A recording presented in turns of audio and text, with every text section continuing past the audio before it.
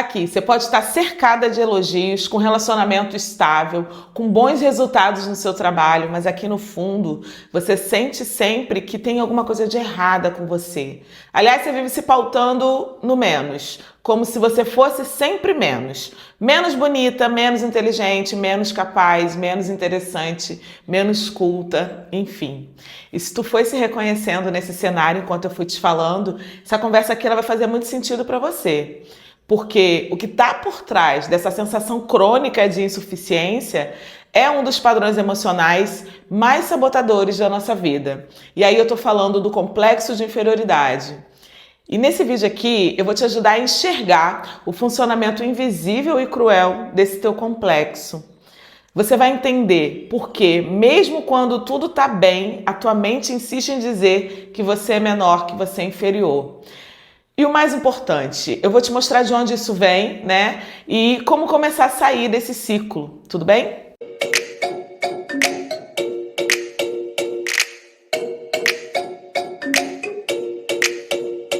Olá, querida, tudo bem com você? Seja muito bem-vinda a mais um vídeo aqui desse canal. Eu sou Raquel Cristina, psicóloga. Prazer enorme ter você por aqui. Bem-vinda a esse canal que te desenvolve como mulher e como pessoa. Querida, eu decidi gravar esse vídeo aqui porque eu lembrei de uma conversa que eu tive há um tempo atrás com uma conhecida minha.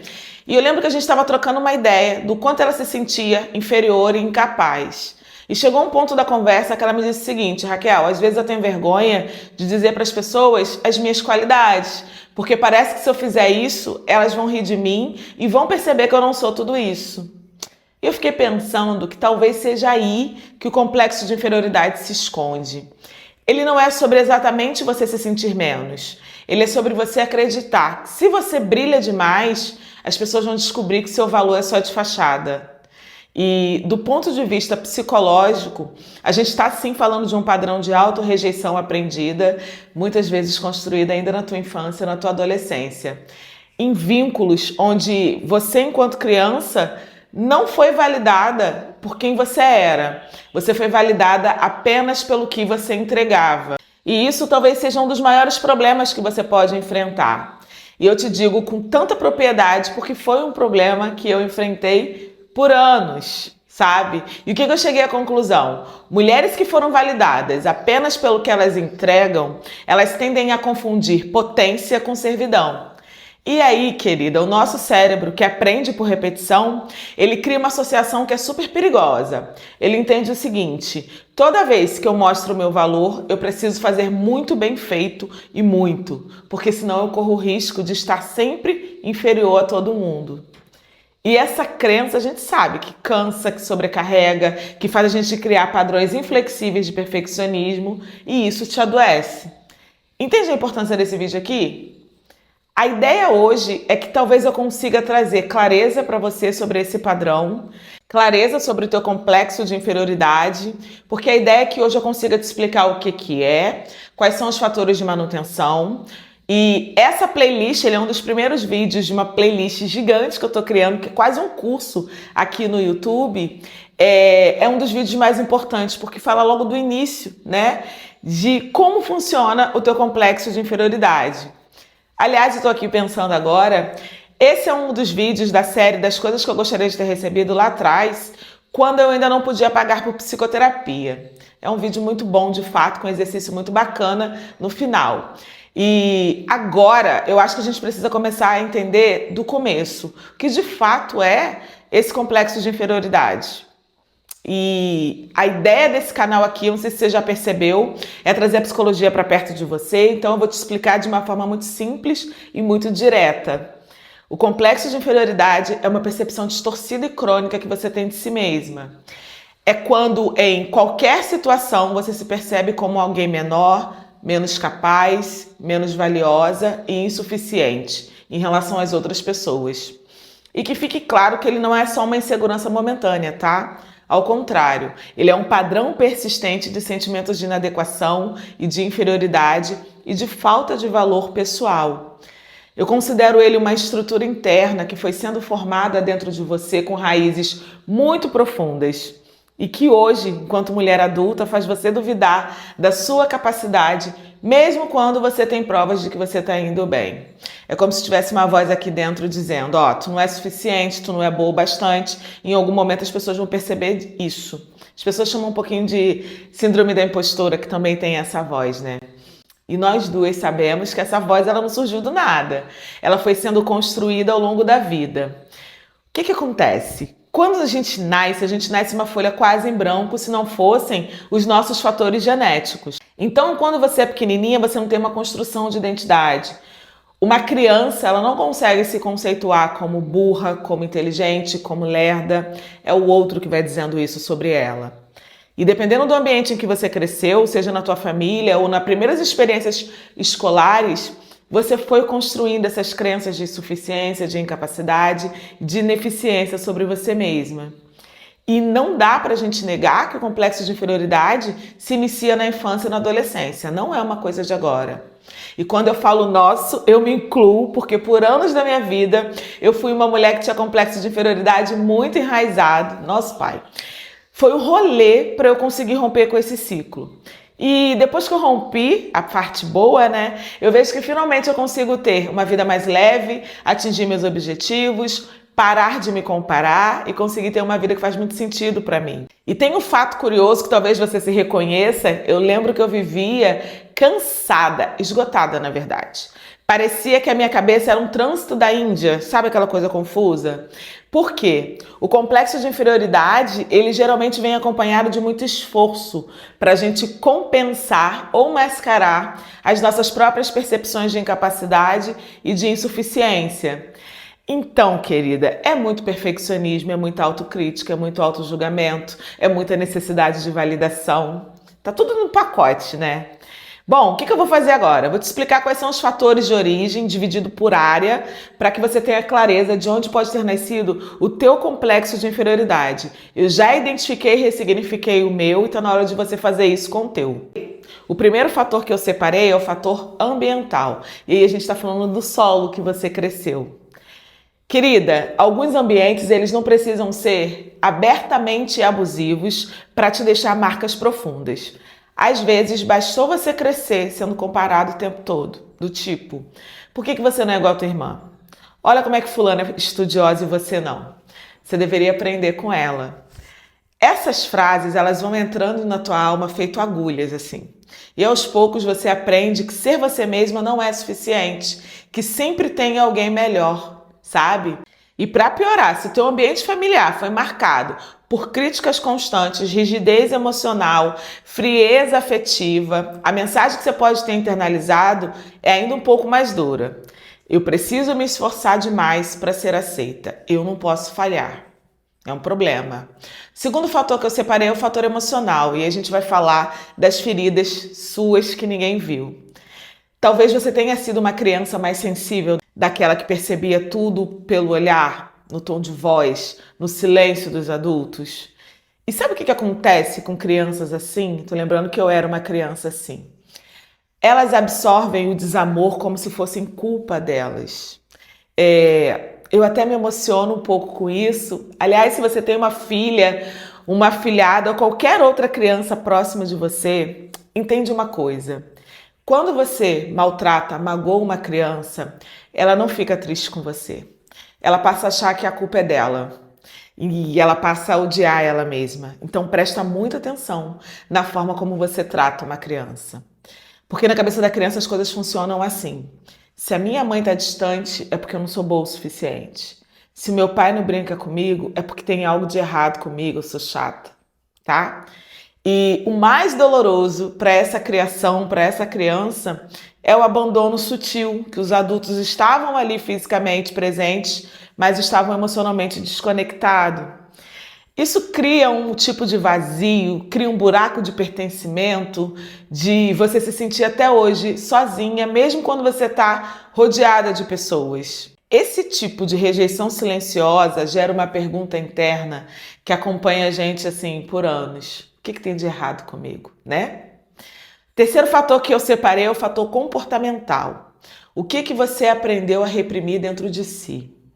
Por quê? Muitas nós fomos criadas com frases do tipo: engole choro, você tá fazendo drama, para de ser tão sensível. E aos poucos a gente vai aprendendo a calar nossas emoções, disfarçar a nossa dor, engolir sapos e seguir com um sorriso sempre no rosto. Só que você precisa entender que isso não te fortaleceu, isso te fragmentou. Além disso, talvez você tenha sido forçada a amadurecer muito rápido. Eu tenho algumas pacientes aqui que eu vejo que esse amadurecimento não foi algo positivo para elas. Do que eu estou falando aqui? De crianças que precisaram assumir funções de adultas, sabe? Cuidar dos irmãos, esconder a dor dos pais, ser forte o tempo todo. Ambiente inseguro, com muita briga, geram crianças assim. E aí essa criança não tem tempo para errar, para aprender com leveza, para simplesmente ser uma criança. E isso gera um senso profundo de inadequação, como se você tivesse sempre que dar conta, mesmo que por dentro você esteja cansada, exausta. Quarto fator que eu separei, o fator psicológico. E a gente está falando de crenças que te aprisionam. Querida, o complexo de inferioridade ele alimenta muitas crenças invisíveis, tá? E algumas que talvez você nem perceba, mas que carregam, que atuam como um filtro na forma como você se relaciona com o outro, com o mundo e com você mesma. E uma das mais comuns que eu também tinha é: se eu não for perfeita, ninguém vai me amar. As pessoas não vão me admirar, as pessoas não vão me aceitar e eu vou ser rejeitada, sabe? Então eu me cobrava muito para ser perfeita. E aí você se torna essa mulher que se cobra em excesso, nunca celebra tuas conquistas, por menor que elas sejam, você acha que tu precisaria ter feito muito mais. Eu me reconheço muito nessa daqui. E a sensação que eu tinha é que eu estava sempre em dívida, porque eu precisava fazer mais. E quando eu paro para analisar minha história de vida pregressa, eu quero que você também faça esse exercício. Uma das crenças que eu mais carregava foi introjetada pela minha mãe, assim. Era uma coisa dela que ela transferiu. E tá muito ligada ao fato da gente ser mulher preta. Ela tinha uma falsa crença de que o preto precisa fazer melhor 2 vezes, então eu precisava me provar. Naturalmente, eu já era uma criança que precisava fazer melhor do que todo mundo. Também foi um rolê para eu me desvincular dessa crença, sabe? E você? Quais são as crenças que te aprisionam dentro do teu complexo de inferioridade? Acabei de lembrar uma coisa aqui. Outra armadilha muito grande do nosso desenvolvimento pessoal é o desenvolvimento de um eu idealizado. Eu estou falando de uma versão irreal, inalcançável de quem você deveria ser. Talvez você tenha essa crença de que você precisa ser sempre magra, sempre inteligente, sempre controlada, sempre produtiva, sempre interessante, desejável, segura, doce, forte, independente. Mas esse seu eu idealizado só serve para uma coisa: te fazer constantemente se sentir insuficiente diante da mulher impossível que você criou como padrão. Conclusão, querida. Muitos podem ser os fatores de origem desse teu complexo de inferioridade. Eu acho muito válido como psicóloga que você pare hoje para olhar para a tua história de vida pregressa, para que você consiga fazer uma linha do tempo emocional e entender quais são os pontos que foram dando origem ao teu complexo de inferioridade. Não para você ruminar, mas para você ter referência do que precisa ser mudado e reconstruído dentro dessa linha do tempo emocional. Como eu te falei, essa aqui é uma playlist que eu estou montando sobre o tema complexo de inferioridade. Ela vai ter muita dica, muita estratégia, muita técnica da psicologia para te ajudar nesse processo de romper com o ciclo da inferioridade, porque esse ciclo te diminui muito. Como você sabe, eu sou do tipo que acredita que conhecimento sem ação não te gera transformação.